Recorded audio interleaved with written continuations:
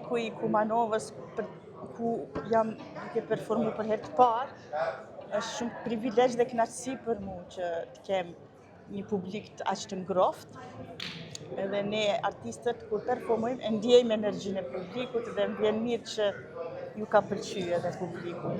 Vjen mirë që këto këngë që I përzgjodha me kvartetin, domethënë këngë të perla shqipe, të cilat janë komponuar edhe nga Rexho Mulliqi, Baresha, nga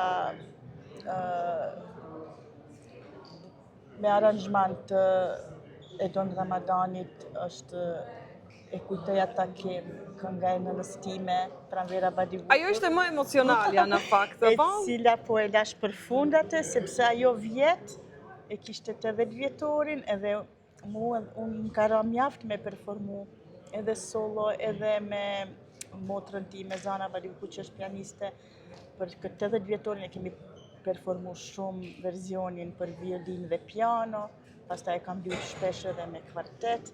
Kështu që këto aranzhmanet e tre këngëve I ka bërë Edon Ramadani, kurse të Bareshës ka bërë maestro Bujar Llafaj. Mendoj është shumë bukur që këto këngë po jetësohen përsëri dhe që po përmenden edhe kompozitorët dhe aranxherët e jo vetëm si tituj që I njeh populli. Unë mendoj çdo herë duhet të rikthehemi në këto vepra sa më shpesh. U emocionove kur interpretove veprën e nënës? Apo? Të emocionon gjithmonë kur si është njësia? Po, është një retrospektive jetës. Apo? Besoj që nëna do ta shef këtë, apo? Faleminderit. Çka si ke thënë asnjëherë nënës? Nuk di. Faleminderit që është një kompozitore shumë e mirë. Dhe faleminderit që na ka bërë një talent të jashtëzakonshëm. Faleminderit shumë. Apo? Po. Faleminderit shumë.